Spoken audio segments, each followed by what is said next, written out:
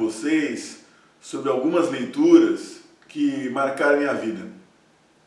É algo como quando você pega algum autor de que você já ouviu falar muito, sobre várias referências próximas e distantes, conhecidas suas ou da mídia, e de repente você pensa consigo mesmo, nossa, como é que eu não conheci isso aqui, né?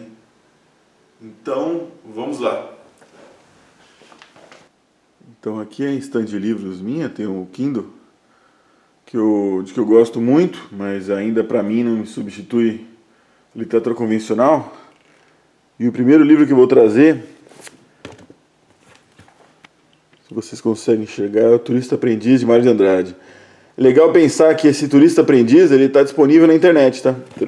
De graça. Então, Mário de Andrade, logo após aquela Semana da Arte Moderna, no começo da antropofagia, nesse conceito de descobrir o Brasil, ele pega um barco com uma grande amiga dele, Olivia, cafeicultora rica, e com as sobrinhas dela.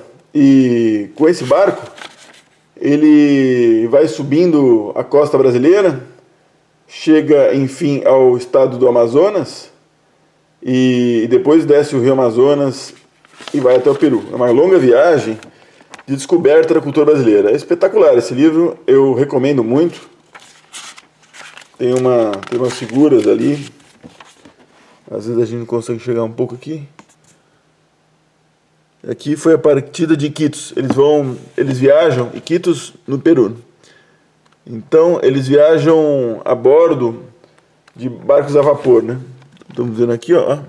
Na época, imagina, são quase 100 anos, né? Quase 100 anos. Aqui nós estamos falando de um período de quase 100 anos atrás. Então, uma grande obra. Eu acho que, se a gente observar a prosa de Mário de Andrade, especificamente nesse livro, ela está sob a forma de um diário. Então, não é uma literatura típica de Mário de Andrade, daquela literatura da contravenção para a época. Então, nesse sentido, ele escreve como alguém que escreve um diário e com muito lirismo, né? Com muito lirismo, com passagens lindíssimas, como a referência que ele faz à orquídea e à cultura indígena, e as passagens são entremeadas de momentos de ironia, de aguda ironia.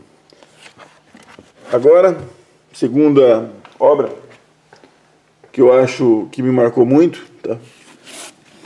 Tem outras edições desse livro, tá? Mas esse livro é o Memória do Cárcere, que é o volume 2. Temos aqui o volume 1 aqui do lado, né? É um livro usado que eu comprei, então ele tem outras edições mais modernas. Sobre o que fala a Memória do Cárcere. É o penúltimo livro de Graciliano Ramos, né? Graciliano Ramos, ele, depois de muito tempo, a pedido de muitos amigos, ele finalmente retoma a ideia de falar sobre o período em que ele estava preso como preso político. Inclusive preso sem nenhuma acusação. E essa é a causa dele ser posteriormente solto. Memória do Cárcere é uma obra fenomenal, com lirismo, novamente um lirismo diferenciado, páginas lindíssimas. Ele fala ainda dessa dinâmica, você acompanha o Graciliano Ramos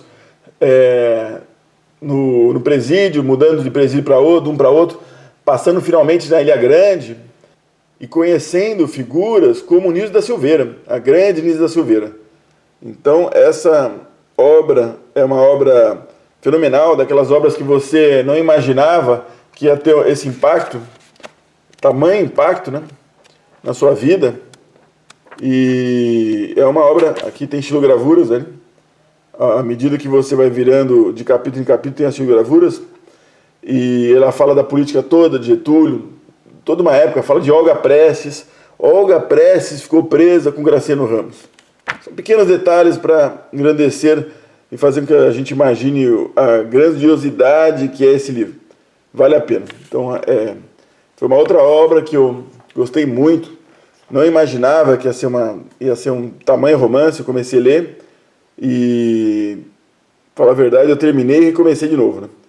Como? Aqui o outro jogo de amarelinha também, que marcou também a minha vida. Mas, terceiro livro que eu vou falar, que eu acho que algumas pessoas se interessam muito, né? Aqui juntos dos dois amigos dele aqui, é Noite do Sertão, uma novela, aliás, o volume que tem 2 novelas de Guimarães Rosa. Eu não tinha antes tido qualquer contato com a obra de Guimarães Rosa.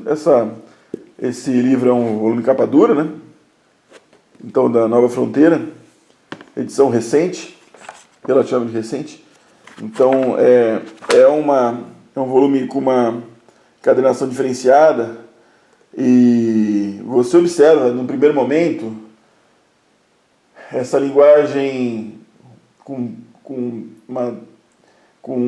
uma tonalidade diferenciada de Guimarães Rosa, né? Regionalista e própria de Guimarães, que não se repete em nenhum outro autor. Uma linguagem especial. E a primeira novela, então a gente tem a primeira novela, você observa, o que eu observei na primeira novela, eu tive uma dificuldade num primeiro momento, que a gente demora para entender, conseguir compreender essa forma de linguagem de Guimarães Rosa, né? Então, a gente tem um certo tempo para conseguir se adaptar. No segundo momento, a gente fica deslumbrado, né? Então, é um grande autor, um dos maiores autores brasileiros, ele traça personagens com uma profundidade excepcional, e ele faz das as Minas Gerais, um reino particular diferenciado e mágico, onde de noite você se enamora e pretende e deseja mergulhar nessas águas, nessas terras das Gerais de Guimarães Rosa. Então, fenomenal. Então, vale a leitura. Primeiro, são 2 novelas, como eu disse, né?